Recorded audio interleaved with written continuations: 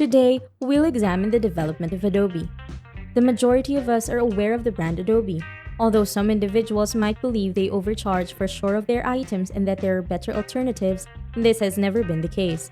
Adobe has altered the computing industry in several ways, including products like Photoshop, PDFs, Premiere Pro, and Illustrator. All of this started in someone's backyard garage out of a desire to fill a void in the expanding computer sector. You can see Adobe's ascension to fame in this video and the terrifying account of one of its co-founders being abducted at gunpoint. Welcome. This is Technology Zone, where the home of technology resides. Now let's get started since this story is intriguing. John Warnock and Charles Geschke created Adobe Inc. in December 1982. In John's garage, the both of them launched the business. Now why is it called Adobe? Well, it's relatively easy. John's home had a creek at the back of his house with the name Adobe. This firm's logo was created by Marvel Warnock, a graphic designer and John Warnock's wife. John and Charles established a firm after they left Xerox PARC. John made an effort to persuade Xerox top executives to market a crucial printing technology he and Charles had created. When Xerox refused to negotiate, the two of them resigned. And here's an interesting fact. Xerox PARC was the research center responsible for developing the modern desktop computer and graphical user interface. Amazing, right? Steve Jobs borrowed its building blocks to create the Macintosh. PostScript was the name of the printing technology which these two had developed. It still serves as the printer industry standard for graphics. PostScript was a huge thing back then. The difficulty was that whatever was printed had to be set to a grid of dots. Back then, printers, primarily dot matrix printers, were capable of producing some rudimentary grayscale drawings with rows of pixels. This resulted in output that was blocky and had difficulty with typography, which was a significant setback for printer technology. But then, a more recent technique known as laser printing appeared. For the first time, PostScript coding became the primary driver of these new printers, enabling the typical customer to print detailed pictures. The usage of computers by graphic designers was unheard of at the time, which was another fact. And yet, despite the fact that graphic designers do not use computers, we were introducing a tool to assist them. Any sane marketer would say there is no demand there, and doing this is the most foolish thing you could do. Nevertheless, we accomplished it, and during the following 3 years, graphic designers said that utilizing this little computer would increase their productivity compared to the old method, which would have changed how I worked. In 1982, Steve Jobs made an offer to acquire Adobe for $5 million, but John and Charles rejected it. However, their investors asked them to resolve the employment issue. They thus consented to offer him shares of the firm valuing 19%. Jobs also gave a 5-year license price for PostScript ahead, as well as 5 times the company's then current worth. Thanks to this acquisition, Adobe became the first business in Silicon Valley history to turn a profit in its first year. For usage in their laser writer printers, Apple Computer obtained a PostScript license in 1985. The desktop publishing movement was sparked in part by this. Before now, digital publishing was only possible with prohibitively costly picture typesetters that cost hundreds of thousands of dollars. The initial PostScript proposal was rejected by senior management in Xerox PARC because they produced picture typesetters. It was nothing less than revolutionary to think that everything you needed for publishing was a Macintosh and a laser writer printer. It quickly supplanted the photo typesetting industry, which had existed since the 1950s and had been active for a few years. Adobe was thriving by the middle of 1980s, and in August of 1986, they were added to the NASDAQ index. To move up even more, we have Illustrator, a drawing tool with a vector-based interface for the Apple Macintosh, marking Adobe's entry into the commercial software industry in 1987. Here in Illustrator, as the user moves the curve, you can see that something is happening as users move the curves around in both photos and that the preview changes. This is a handy and attractive feature. The Illustrator software contributed to the increased acceptance of PostScript-capable laser printers. Contrary to common assumption, Adobe did not develop Photoshop in-house. Thomas and John Knoll, two brothers, really created it in 1987. The software was written on Thomas Knoll's Macintosh Plus to show grayscale images on a monochrome monitor when he was a PhD student at the University of Michigan. John, his brother, was interested in this application and suggested that Thomas develop it into a complete picture editing tool. In 1988, he consented and discontinued his studies for 6 months. He intended to rebrand the application Image Pro with his brother, but that title was already in use. Thomas will choose the name Photoshop later that same year. His brother John visited Silicon Valley at this time. He would show the application off to the developers at Apple and Adobe. They adored it, and in September 1988, Adobe made the decision to buy the rights to disseminate the program. Maybe a picture isn't worth 1,000 words anymore. Today, the photograph the camera captures might not be the photograph that we ultimately see in magazines and newspapers. On February 19, 1990, Photoshop 1.0 was available only for Macintoshes. Adobe and Photoshop soon became the de facto industry standard for digital color correction. Here's why it was a considerable advancement. Digital retouching was expensive at the time when Photoshop 1.0 was published, and that was only for simple photo editing.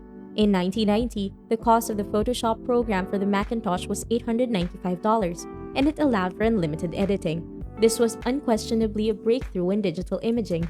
Wow, this is an excellent Adobe feature given to us in the computer industry. As Adobe continues to rise in this industry, the portable document format or PDF file format was conceptualized by co-founder John Warnock in the spring of 1991. The objective of this format, according to him, was to successfully capture documents from any program, transfer electronic versions of these documents everywhere, and review and print these documents on any device. John envisaged text searching tools that could look up any term or phrase in his works. He believed that the whole library might be stored electronically. 2 years later, at a Windows conference, Adobe unveiled the PDF and the Acrobat Reader. Before its 2008 release and opening, it was still a closed format. PDFs provide numerous valuable capabilities, like the ability to magnify any document without sacrificing quality, as well as digital signatures. The firm was doing well, but as Adobe's prosperity increased, so did the underlying resentment.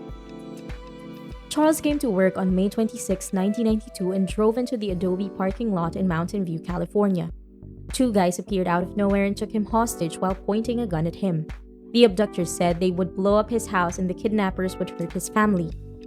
I didn't know how much they knew about me. Both my life and the lives of my family were going to be in peril, Charles says when explaining the event. I reasoned that the only thing I could do was to be reasonably honest with them. It was obvious that they wanted quick cash. They would hack me up into bits and feed me to the sharks if I didn't cooperate. Charles' wife was concerned when her husband didn't call later at home. She said, I was really terrified that he had suffered a heart attack. I found it odd, but I knew there had to be a reason. I never thought of the foul play. At 12:30 p.m., her phone rang. The caller informed her that her spouse had been abducted and removed from the country. Charles would be dismembered and dumped at her door if she didn't agree with their demands. Additionally, they said she was being watched and followed, making it more terrifying for her to do an indecisive action. She was being trailed and observed, per se, so she insisted she'd come up with $650,000 and be quiet. She thoughtfully chose to use a public payphone to alert Adobe CEO John Warnock in case he was the next target, since she was too afraid to call from her home. She also phoned 2 stockbrokers and instructed them to convert shares into $100 notes within 10 days. She would work covertly to alert others, switching between autos and outfits. She occasionally walked because she believed she was being monitored. When John Warnock heard about the situation, he and his wife disagreed on what to do. His wife, Marva, said that they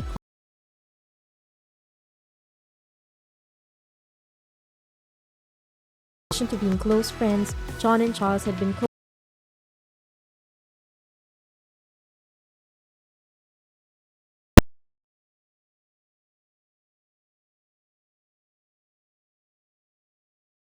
the following days.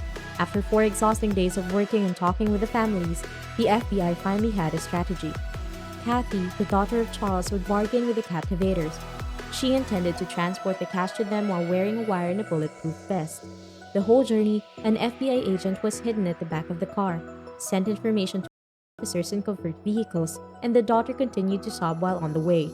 She was scared, but this also proves her bravery and determination to save her father. Charles was finally freed on May 31 by the FBI, who broke into the location where he was being kept following a 4-day hostage situation. The 2 kidnappers, who were 25 and 26 years old, were consequently given life sentences in state prison. Charles was fortunate since the remains of an Exxon official were found in New Jersey the next month. He was kidnapped a month prior to Charles' incident and after a struggle with his captors met a cruel death in captivity. After the horrific event, Charles and his family made the decision to carry on with their regular lives. They did not hire security or flee. Say what you want, but I believe that demonstrates tremendous strength on their behalf. They didn't want to waste the opportunity to live a regular life. And now, the show has to go on for Adobe as a corporation. In 1993, as the aftermath of this incident was beginning to fade, Photoshop was transferred to Microsoft Windows, marking Adobe's official entry into the general market. Now that photos had been mastered, it was the turn for videos. CNN was an early supporter of Adobe's Premiere editing program, which was introduced in December 1991. In 2003, Adobe changed the name of this to Premiere Pro. Adobe After Effects was first developed by a team at the Organization Company of Science and Art in January 1993. Adobe would later purchase it in 1994. Today, the program has also been used to edit blockbuster movies like Deadpool. With the acquisition of Cool Edit Pro, currently known as Adobe Audition, Adobe increased the pace of purchases in the current millennium. And their purchase of its principal rival, Macromedia, included Cold Fusion, Flash, and many more innovations. The ongoing disputes between Apple and Adobe about the compatibility of Adobe Flash on the iPhone, iPad, and other products defined Adobe's 2010 journey. Steve Jobs. Here, he discussed his opinions on technology,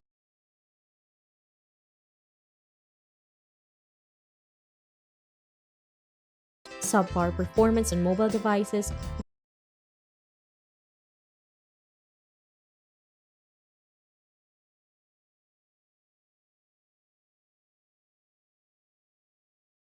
on HDMI,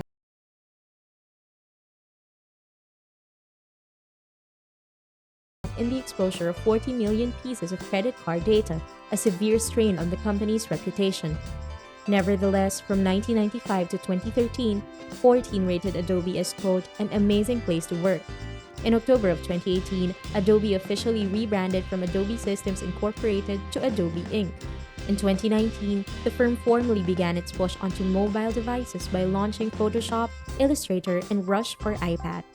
The business generated $11 billion in revenue last year and employs roughly 20,000 people today. Adobe has come under fire for its pricing policies, with the retail costs up to twice as high outside of the US. Adobe Reader and Flash were listed by TechRadar as two of the top 10 most despised software applications ever. I'm confident you've encountered your fair portion of absurd mistakes on Adobe Premiere Pro and After Effects, as have I and many other video makers. Sometimes, things really just spiral out of control for no apparent reason, forcing you to raise an eyebrow. You just have to question why they can create their production flow such that everything just makes sense without having to navigate through nonsensical options after utilizing a variety of other creative tools, such as Ableton, for instance. Despite this, there's no denying that Adobe software has significantly impacted every one of our lives in some professional way. From being the first to bring in the era of digital desktop publishing through PDFs, Photoshop, video editing, and more.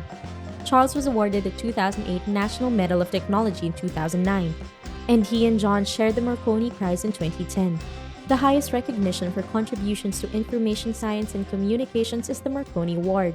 There is little question that both founders have altered the course of history, despite the fact they currently live essentially anonymous lives. I also had a little doubt that they would remain close throughout their lives, having created such an influential firm and experiencing the Charles abduction. But with that, the tale of Adobe comes to an end. It's a fascinating tale about how being in the proper position and at the right moment, but it's also about seeing opportunities and anticipating the future of a young and developing sector. I'm curious to hear whether any of you guys use Adobe products. If you do, what Adobe products are you using? And when using them, did you encounter problems? Let me hear all of your stories and feedback in the comments section below. If you find this video engaging, consider subscribing and leave a like. Also, hit that notification bell icon to always be up to date with our new video. Again, this is Technology Zone. See you guys in the next one.